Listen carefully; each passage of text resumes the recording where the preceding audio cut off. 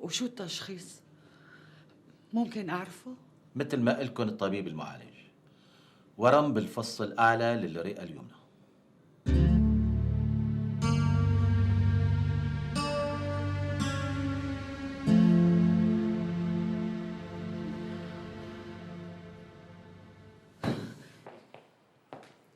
انت خدعتيه ولعبتي عليه؟ انت يا امل؟ انت ولا هو؟ شو قصدك بهو؟ ما قصدي شيء، يعني عن سهراته برات البيت مع هذا اللي اسمه وحيد. لا تلف وتدور علي، انت بتعرف شو مخبيه؟ امل انا ماني قادر افهم، انت كيف تتحملي؟ كيف بتحملي اهانات امه يوم ورا يوم؟ انت لازم تصرخي بوشهم كلياتهم، لازم تقولي لهم انا بجيب اولاد، انا بخلف، بس ابنكم اللي فيه العيب مو انا. لاني لسه ماني متاكده انه فاخر ما بيجيب اولاد. هو ما عرض حاله على طبيب. بعدين فلنفرض انه طلع العيب منه، ما بتركه ابدا، لازم اوقف معه. لأيمتى؟ طول العمر، بس عم يتهمك انك خدعتيه ولعبتي عليه، كل هالشيء امل لانك رحتي عند الطبيب النسائي. بعرف، بس الا ما يجي يوم ويعرف الحقيقه. واذا عرف، واذا ضل يوجه لك الاهانات، واذا بالاخير تزوج عليكي، شو راح تعملي؟ مستحيل،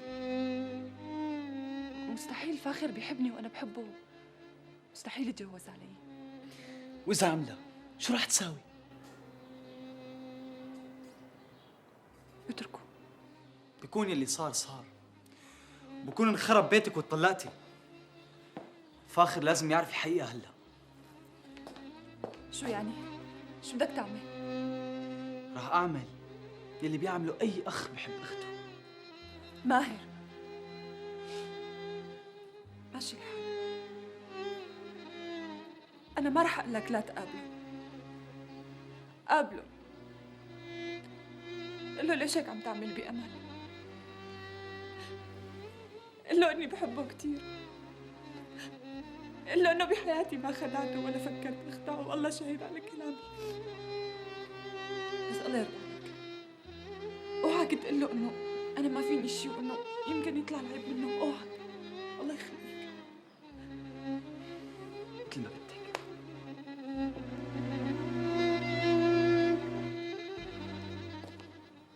تفضلي. يا اهلا وسهلا.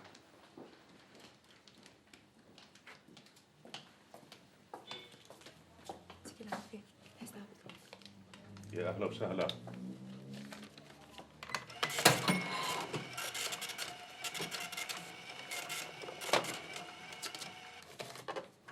عوض عليكم. عمي ابو كريم، خير يا ابني، شو في؟ سامحتني. عود. دخيل ربك، هلا لساتك متذكر؟ لك والله انا نسيت. طبعا نسيت يا ابني. انا هي عادتي، مو من هلا، من زمان كتير. انا ما بذكر الاساءة، انا ما بتذكر الا المعروف. عادل افندي يلي مثلنا ما عنده لا مال ولا عطيان، ما عنده الا هالقلب، ولازم يحافظ عليه صافي ونقي، لانه اذا فقده رح يفقد كل شيء بهالدنيا. عمي ابو كريم، انا اول مره بقابل انسان بطيبه قلبك. اوه، في مثلي طيبين بهالعالم واكثر مني بمليون مره. انا ظنيت رح تاخذ علي، ظنيت رح تخلي ابو امجد يقلعني من المحل، بس انت اللي سعيت لي تمهون. يا ابني، ما في انسان بهالدنيا بيولد شرير، لكن الظروف احيانا هي اللي بتخليه يصير شرير، اما الاصل بالانسان هو الخير.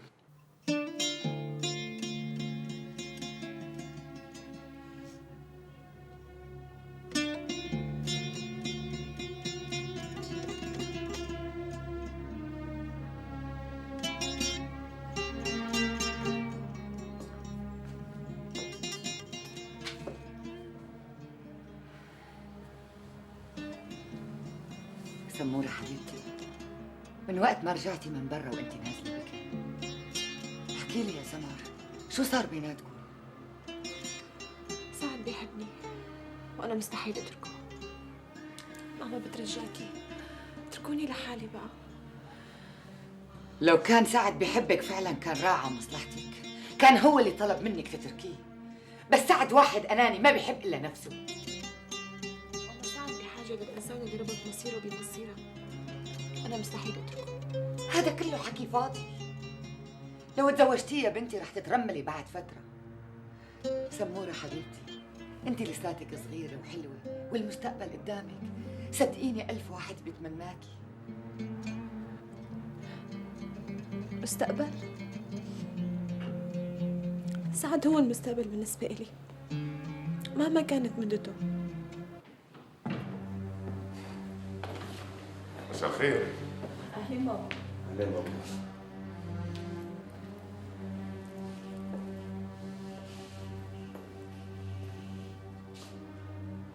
خير، شو بكون؟ شو القصة؟ وين أمكم؟ جوا بغرفة المكتب. أنا جاي تعبان وجوعان، بدي آكل لي لقمة. رايحة أسوي لك عشاء.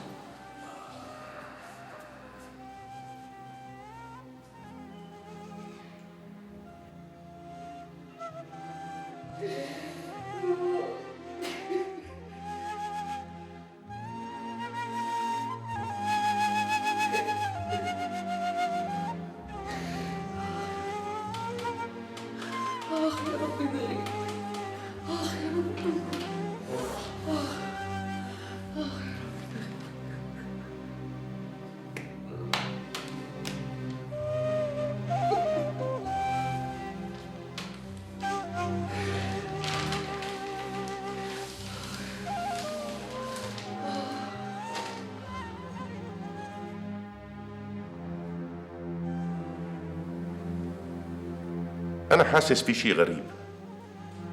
شو القصة؟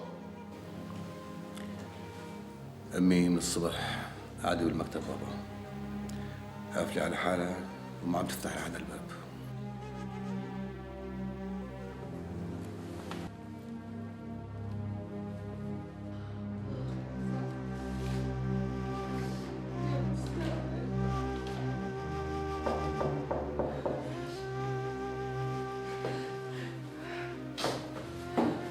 كريم، افتحي يا كريم.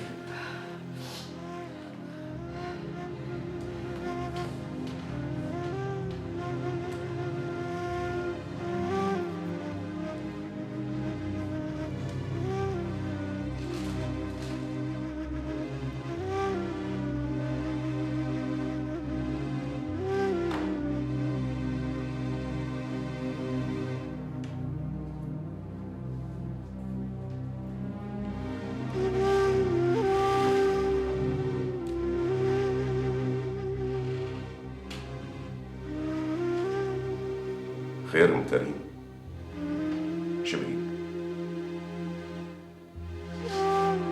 ما في شيء. قايمة حضر لك العشاء. هدي قبل العشاء بدي افهم شو صاير فيكي بالاول.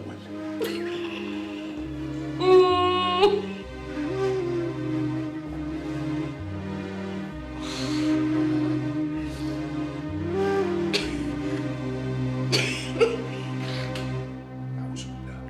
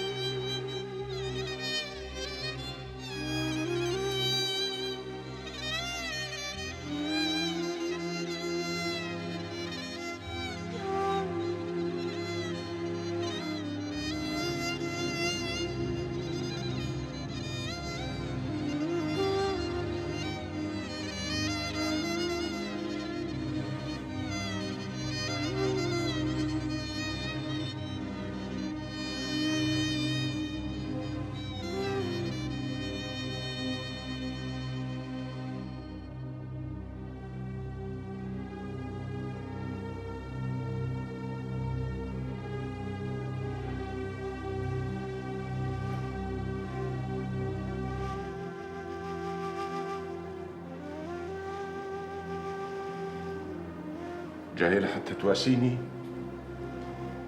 أو لحتى أنا واسيكي؟ إذا كنت جاي لحتى تواسيني بدي إياكي تجمعي كل مفردات اللغة العربية لحتى نقدر نألف منها جمل نقدر نواسي له فيها. أما إذا جاي لحتى أنا واسيكي ما عندي كلام أقدر واسيكي فيه.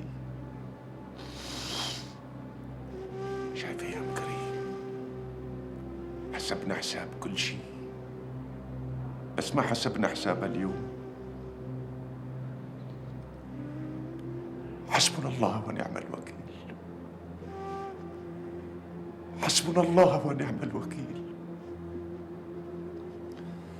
حسبنا الله ونعم الوكيل.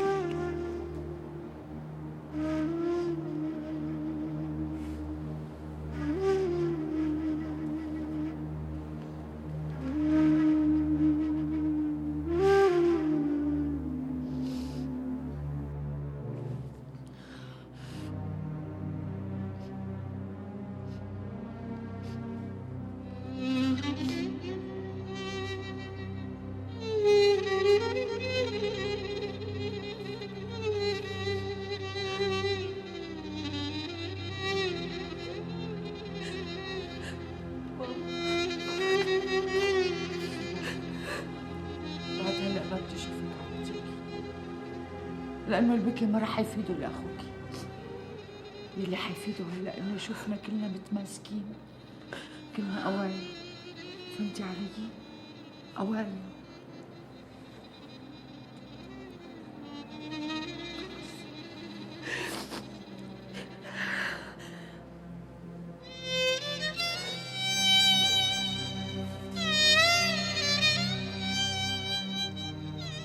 ما كان لازم يعرفوا. أنا سببت لهم الحزن والألم. لا بالعكس، هالشي هذا كان لازم يصير من زمان. كلياتنا لازم نوقف معك يا سعد. أنا خايف على صحة أمك وأبوك. يعني أنت بتعرف قديش متعلقين فينا. مظبوط، بعرف. وبعرف كمان إنه أمك قوية وما بنخاف عليها. ولا تخاف، أنا متأكد من هالشي.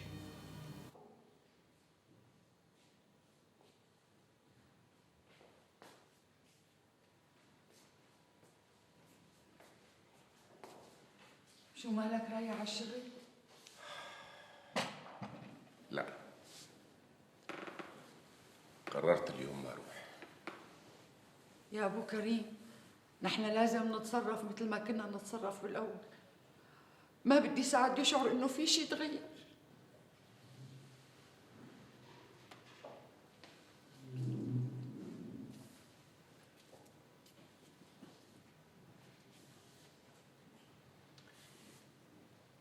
سعد مثل ما قال لي كريم بحاجة لعملية جراحية فورا، ولازم نعرف وين بدنا نساويها وقديش بتكلفنا. هلا انت روح على شغلك والمسا بنحكي بهالامور. يا أم كريم، الشغلة ما بتتحمل انتظار أكثر من هيك. أنا لا يمكن أقدر أروح لشغلي وابني مريض وبحاجة لعملية جراحية فورا. يا حبيبي يا عمري، اهدى وفكر منيح. سعد هلأ بالمدرسة وكريم بالعيادة، ونحن لازم نتشاور معهم بالأول. وعدم روحتك على شغلك ما رح يؤدي لأي نتيجة، بالعكس يمكن يأثر على نفسية سعد. وقلت لك أنا ما بدي إياه يشعر بأي تغيير. حاضر، رح أروح، واليوم المساء بنجتمع مشان نحسم مسألة العملية. بس يكون بعلمك العملية لازم تصير اليوم قبل بكرة.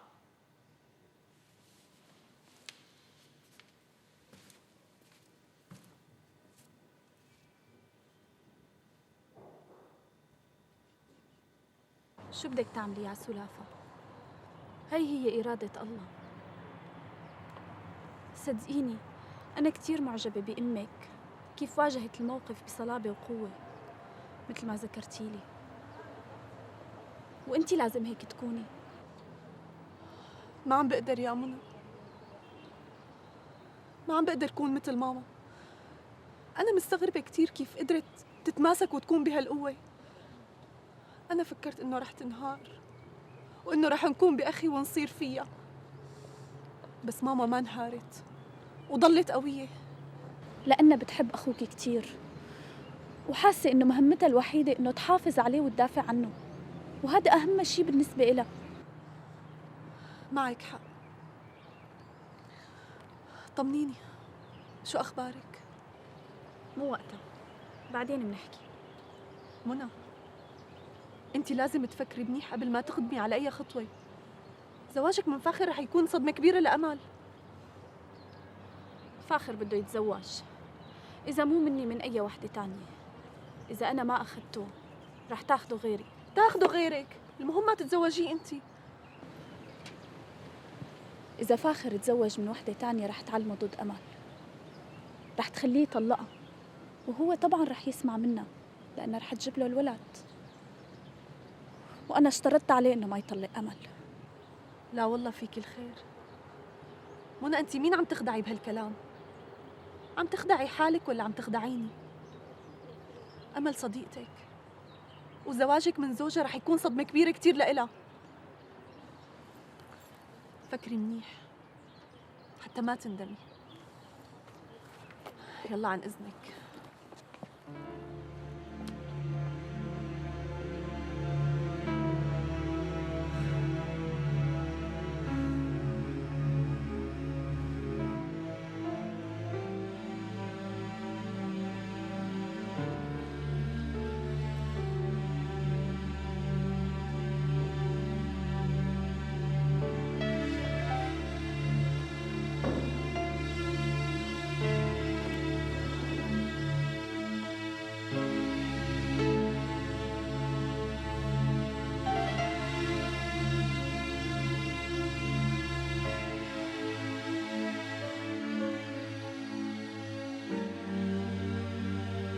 شو بصير؟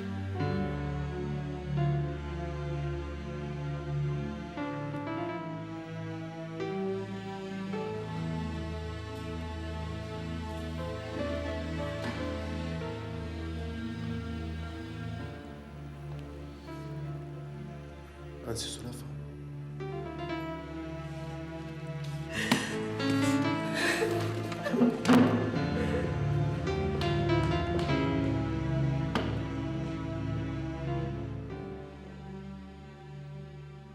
ميت أهلا وسهلا، أهلا وسهلا ومرحبا. أهلين فيك عمو. أهلين مساء الخير، كيفك أهلين. خالي؟ الله يسلمك. تفضل تفضل عمو، ليش واقف؟ تفضل، أنت جاي لبيت أختك شبنا، تفضل. شكرا عمو. أهلين. روحي نادي لفاخر وأمل اللي لهم ماهر عنا. على عيني.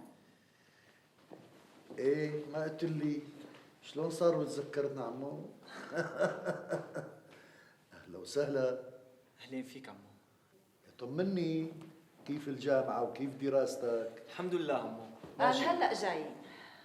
إيه طيب، الحمد لله. أهلا وسهلا. أهلين فيك يا خالي.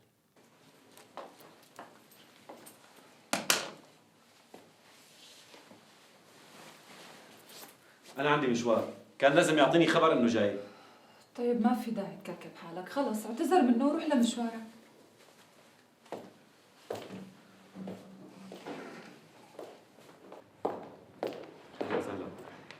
كيفك فاخر؟ يا اهلا ماهر، اهلين وسهلين. اهلين حبيبي. كيفك أمل؟ شو أخبارك؟ تفضل. شكرا. أهلين وسهلين. أهلين. يا هلا عمو. أهلين. شو اخبارك حبيبي؟ الحمد لله الحمد لله. انا بتعذروني عندي موعد ومضطر امشي. بلا روحتك هلا. ما بقدر بابا، مضطر يعني. على كل أنا كمان ما رح أقدر طول. فيني أحكي معك كلمتين عن فراق؟ وليش يعني على انفراد؟ روحوا على الصالون احكوا، بركي عاوزك بشغله ضروريه. روحوا يلا. شريف تفضل. عن إذنكم. تفضلوا.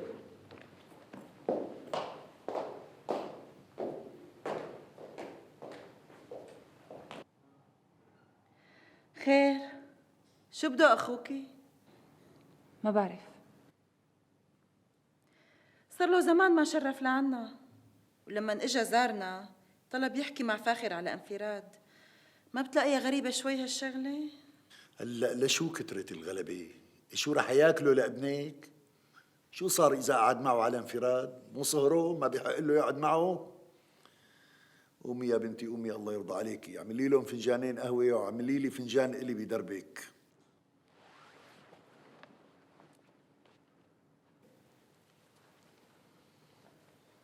بنى لك القهوة بهالليل؟ لسه الليل بأوله، بعدين اليوم أنا ما شربت قهوة. فنجان واحد ما رح يضايقني. اللي عم يضايقني كترة الغلبة. يا أم كريم، يا أم كريم، نحن هون عنا مستشفيات حديثة وأطباء ممتازين بيضاهوا يلي برا. يعني أنا ما بشوف ضرورة إنه نروح ونعالجه برا. بس بابا العملية برا أضمن وأحسن. أنا فكرت منيح ولقيت إنه العلاج برا أفضل وأضمن. وأنا شو بهالبيت يا أم كريم؟ مالي لزوم؟ ساعد ابني مثل ما هو ابنك. طول بالك بابا، ما في لزوم لهالحكي، ما بيصير إلا اللي على خاطرك. قول هالكلام لأمك.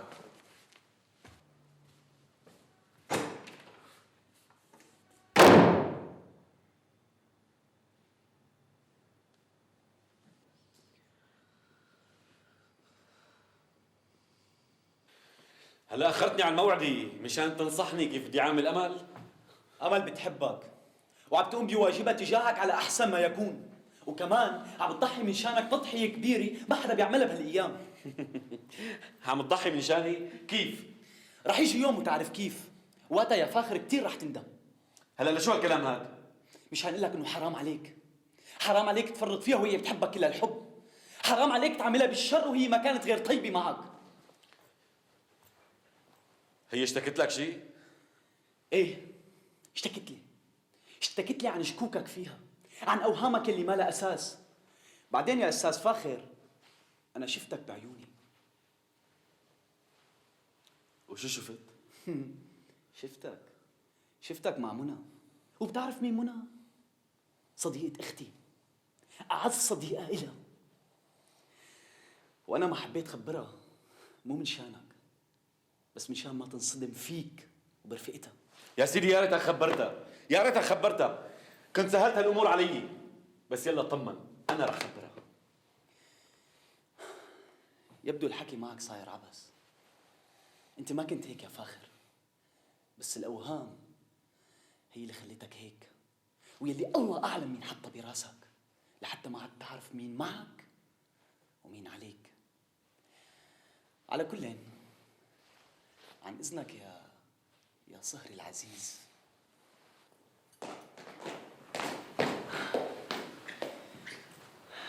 انا ماشي عمو ابو فاخر.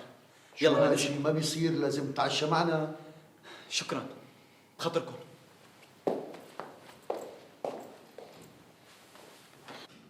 شو حكيت معه لحتى زعل؟ الله اعلم، اسال امل شو وززته علينا.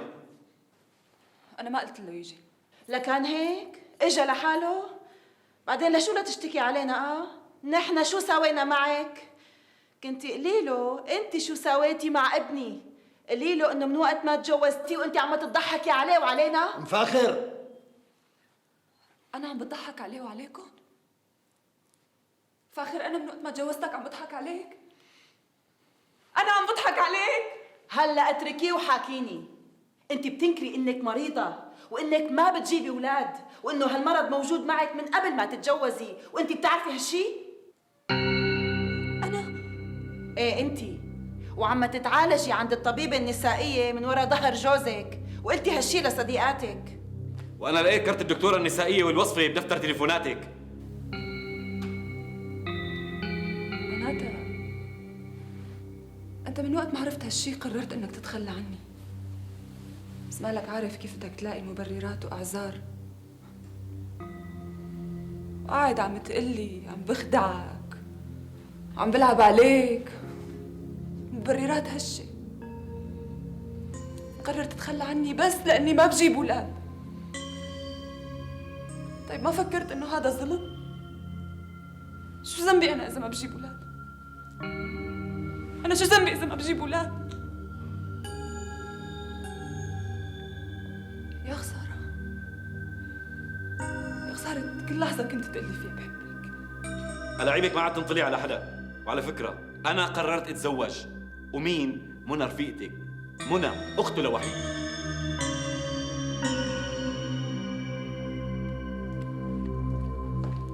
لك شو جنيت؟ لا أنا عقلت يا بيه، عقلت. صرت عم فكر التفكير الصحيح، عم فكر بحالي. ماني مثل كل هالعالم، ما من حقي أعيش مثل كل العالم يلي عندهم أولاد. لازم يكون عندي ولد، ولا شو؟ ما حدا بيقدر يحرمني هذا الحق. اتركها، شو بدك فيها؟ انت لا تتدخلي، لا تتدخلي ابدا. روحي على اوضتك. لامتى بدك يضل قلبك طيب؟ روحي على اوضتك. هي مو طيبه، هذا حق. صاحب الحق سلطان. بعدين لي انا اللي بدي احكي معها.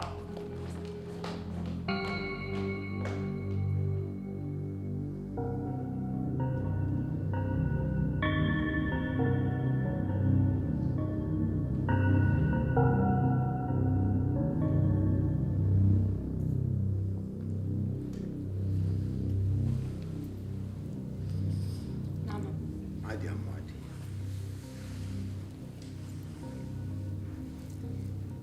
ممكن احكي معك كلمتين عمو؟ طبعا عمو، تفضل. انا بعتذر عن فاخر وبطلب منك انك تسامحيه. عمو ما في داعي، بعدين انت سمعت كل شيء صار. طولي بالك طولي بالك عمو، هذا كله حكي بحكي. فاخر بحبك ومو ممكن ابدا يتصرف تصرف يزعجك ابدا. لا فاخر كان قاصد كل كلمة حكاها. عمو امل انا عمو بدي اقول لك على شغلة مهمة كتير.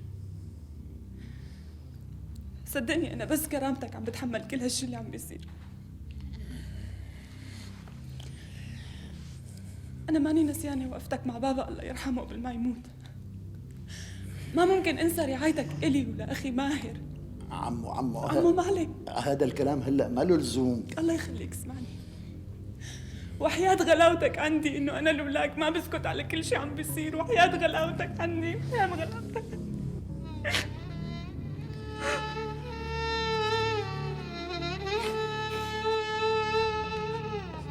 انت غلطانة يا عمو. صحيح عمو ابو فاخر والفضل كبير علينا، بس ما لازم تصبري على حساب كرامتك.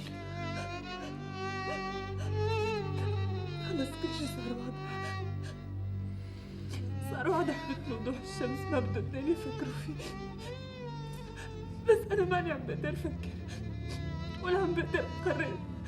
تشتتت ما عارفة شو بدي أسوي. ماهر أنت أخي وبتعرف مصلحتي منيح. فكر عني، قرر عني، الله يخليك. معلش اختي، انا راح اتصرف.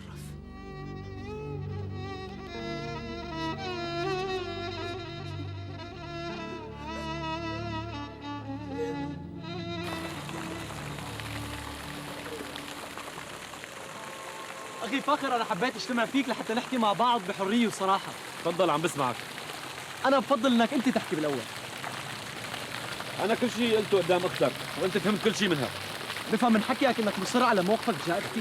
ايه يا سيدي مصر. ناوي تتزوج عليها؟ بعتبر هذا الشيء من حقي وما حدا بيقدر يحرمني هذا الحق. شو اللي خلاك تتاكد انه هذا حقك؟ شو معنى سؤالك يا سيد ماهر؟ لا تحتد فاخر، انا عم بتناقش انا وياك لنوصل لنتيجه. بس اسلوبك بالنقاش في نوع من الاهانه وانا برفضها. لا يا فاخر، انا عم بحكي بهدوء وعقلانيه. اسمع يا سيد ماهر.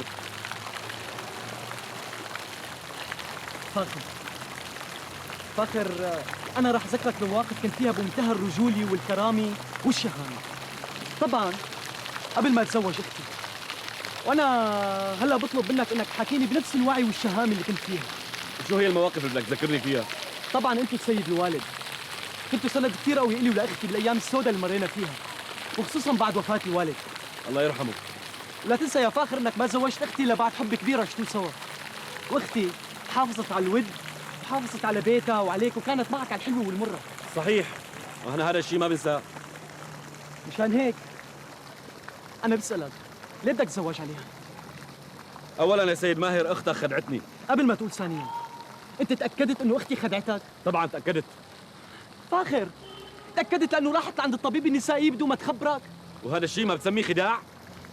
انت سالت حالك اختي ليش هيك عملت؟ نعم. قبل ما تجاوب انا بدي اياك تفكر منيح. فكر منيح يا فاخر. يعني في شيء ثاني بكلامك يعني انا ماني فهمانه؟ اكيد في شيء. شو هو؟ بعتقد انه لهون حدود كلامي معك. اكثر من هيك ما فيني احكي. فاخر فكر منيح بكلامي وبعدين اعمل اللي بدك اياه. عن اذنك يا صهري المحترم.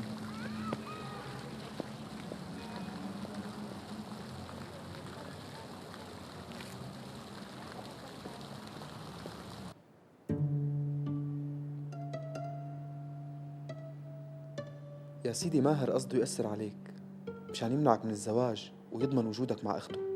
اسمع مني ولا ترد على الحكي وخلينا نستعجل. ماشي الحال يا وحيد، أنا لازم أمشي، بعدين بشوفك.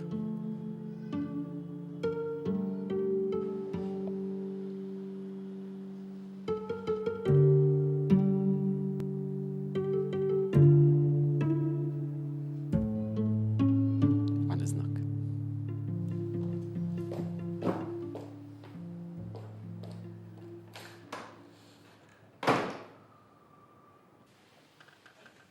أنا فهمت من أم كريم إنه مرتك اتصلت فيها وخبرتها إنه سعد مريض بهداك المرض، لذلك لازم يبعد عن بنتكم.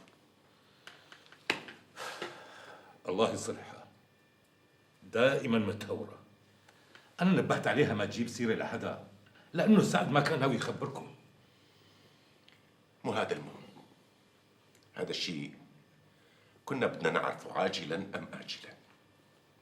بس الشيء اللي بدي أعرفه إنه أنت موافق على هذا الكلام؟ خلص فهمت عليك. أنا رح أطلب من سعد يفك الخطبة. أبو كريم، أنت بتعرف قديش بعزك وبحترمك، أنت صديق عمري. بعرف يا أبو منير، أنا ماني متضايق منك. من حقك تخاف على بنتك، ومن حقك كمان ما تجوزها لواحد يمكن ما يعيش سنة أو سنتين.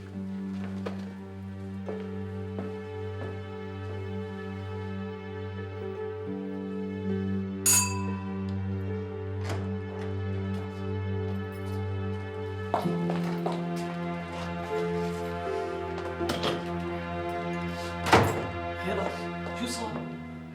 ما صار شيء، تركنا بعض أنا وفاخر. فوتي بعدين نحكي. وفاء خلص، أنا قررت إني بيع البيت، ما في قدامي غير الحل. ما بعرف شو بدي أقول لك. وفاء أنا لازم أعرف رأيك أنت، موافقة ولا لا؟ اعمل اللي بتلاقيه صحيح مثل ما بدك.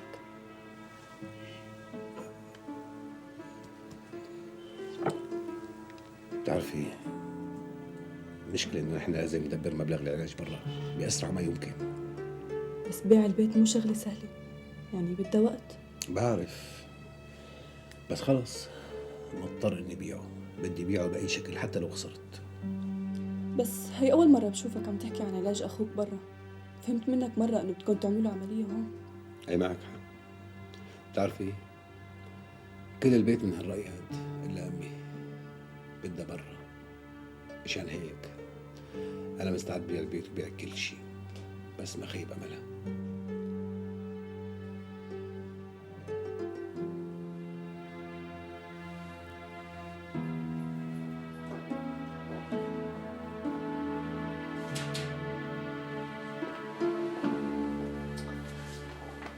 عمي ابو كريم. خير يا ابني، في شيء؟ توكل الله، حرام تعمل بحالك هيك. لا اله الا الله، ولا حول ولا قوة الا بالله. والله يا ابني انا ماني متكل الا على الله سبحانه وتعالى. طيب الله يخليك، تجابرني وتقبل مني هالمبلغ هذا. انت ياما اعطيتنا يا عمي ابو كريم. يا ابني ضب فلوسك واعتبر كأني أخذتهم منك. صحيح هو المبلغ مو قد المقام، بس هذا اللي بقدر عليه. أنا بكفيني يا ابني إنك شعرت بشعوري. بعدين إذا بدنا نعالجه هون ما في مشكلة، لأنه هو أستاذ مدرسة والنقابة رح تساهم بعلاجه. يعني عندكم نية تعالجوه برا؟ مو أنا، أمه مصممة إنه تعالجه برا.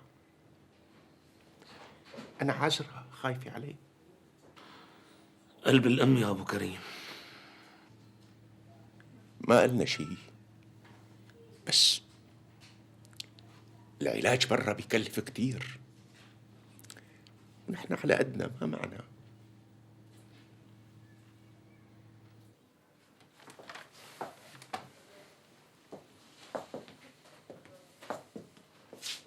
مرحبا.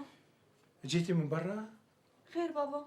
أنا اللي بدي أعرفه، لمين عقلك طالع ترى للي؟ أكيد عقلك طالع ترى للي لأمك. شوفي أبو وفاء. يا دافع البلاء، ما في شيء، عم نقول هالبنت طالعة ذكية؟ طبعا طالعة ذكية لأمها. مثل ما بدك. وشو شفت منها لحتى عم تقول عنها طالعة ذكية؟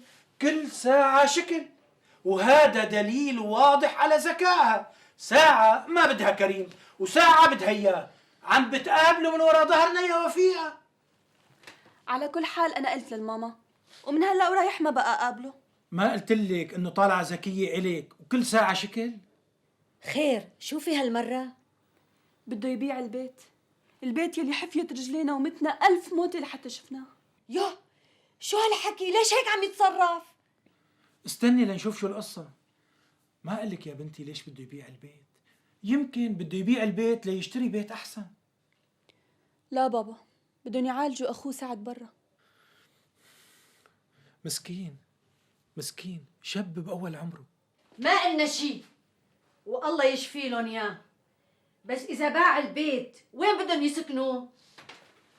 هيك بدها أمه، مع إنه بيقدروا يعالجوهم. وأنت شو قلتي له؟ شو بدي أقول له؟ ما قدرت أقول له شيء. أبو وفاء. نعم. أنت لازم تقابله وتفهمه إنه هالشي ما بيصير. حاضر رح قابله، بس لازم تعرفي أنت وياها إنه كريم إنسان شهم وكريم فعلا، وإنه محب لأمه وأخوه، وإنه كبر بعيني كتير، وهلا اطمنت أكثر على بنتي وهي معه.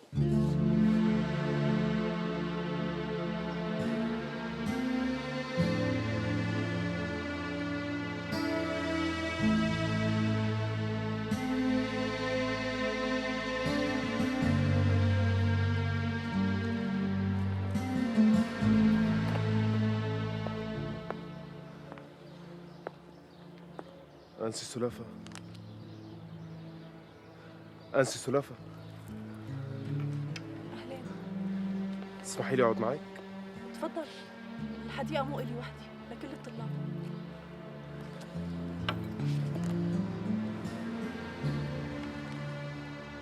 أنا حابب استفهم منك عن موضوع ده.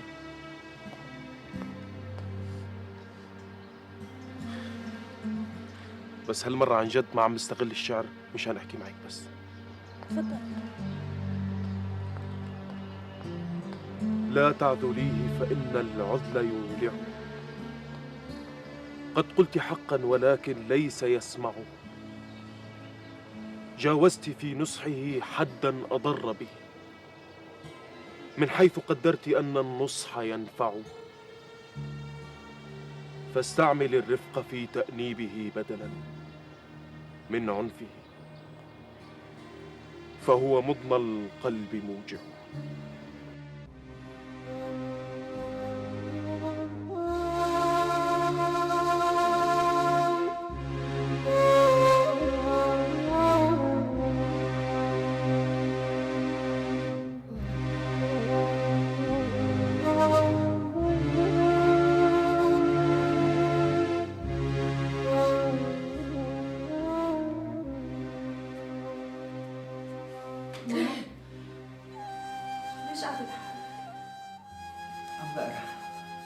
ما عم تقري، انت فاتحه الكتاب لتوهمينا بهالشي، او لحتى سعد ما يحس انك قلقانه. وطي صوتك.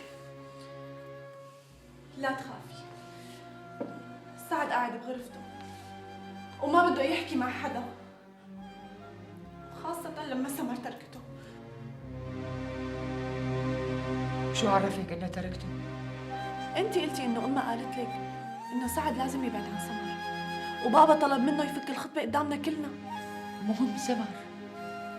سمر شخصيته ضعيفة، ما بتقدر تقول لأمها لا، وكلنا بنعرف هالشي. لا، سمر ما لازم تتخلى عن ابني، خاصة بهالظروف.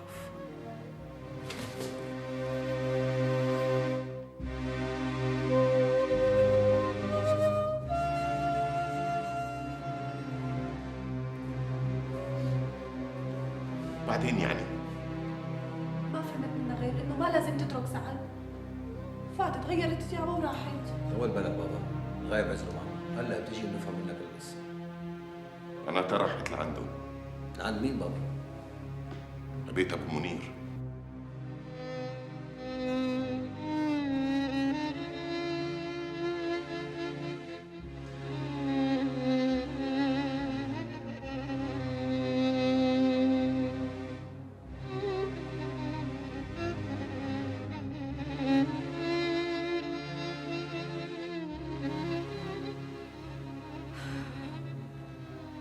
أنا ما بدي أحكي عن الحب ولا عن الإنسان يلي بحب كيف مو لازم يتخلى عن حبيبه.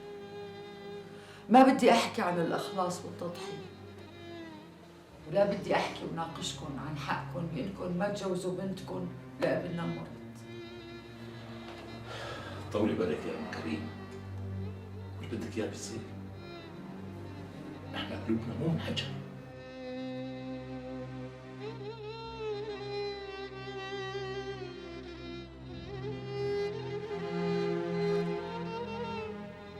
أنا بعرف إنه من حقكم ما تجوزوا بنتكم لابننا المريض، بس سعد كان قبل فترة مليان صحة، مليان قوة، يعني ما له ذنب يلي صابه، وما حدا فينا بيقدر يمنع المرض من إنه يهاجمنا فجأة، فليش أنتوا عم تعاقبوا؟ نحن مقدرين وضعكم وعم ندعي له ليل نهار. أنا بدي إياكم توقفوا معنا، بدي تكونوا مع ابني ضد المرض، مو مع المرض ضد ابني.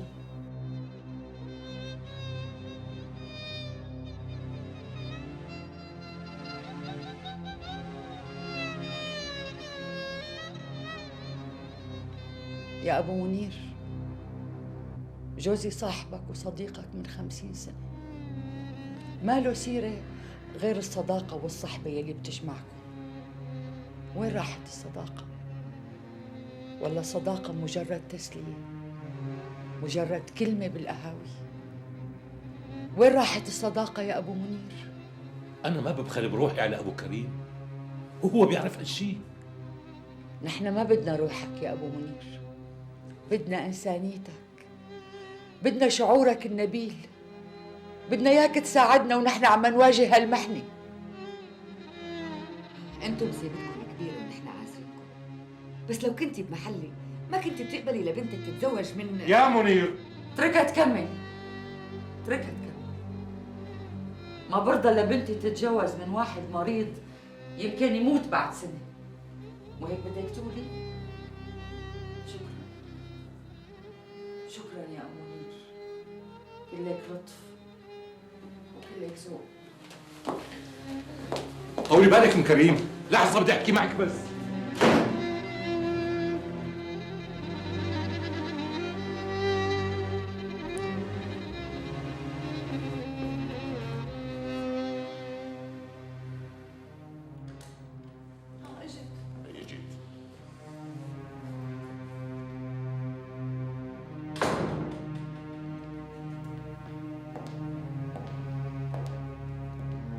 وين كنتي خالو؟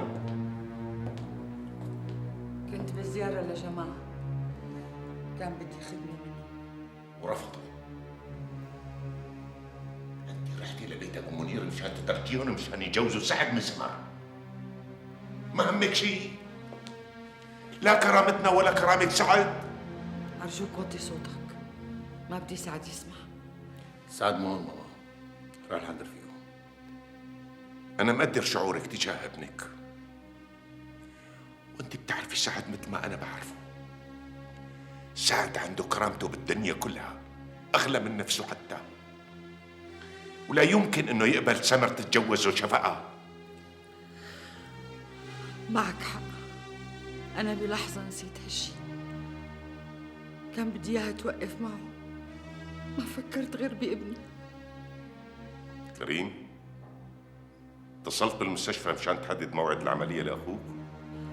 سعد ما رح يعمل العملية هون. رجعنا للكلام الفاضي؟ لا، حياة ابني مو كلام فاضي. سعد ابني مثل ما هو ابنك، وحياته أغلى من حياتي، بس كلامك فاضي. سعد ما راح يعمل عملية برا، راح يعملها هو. ليش؟ لأنه ما معكم مصاري؟ بدكم تتفرجوا على ابني وهو عم يموت، ما بدكم تعملوا شيء؟ أنا مستعدة بيع البيت وأغراض البيت وكل الفازات الصينية اللي ورثتها عن أمي وستي، مستعدة أسكن بالشارع.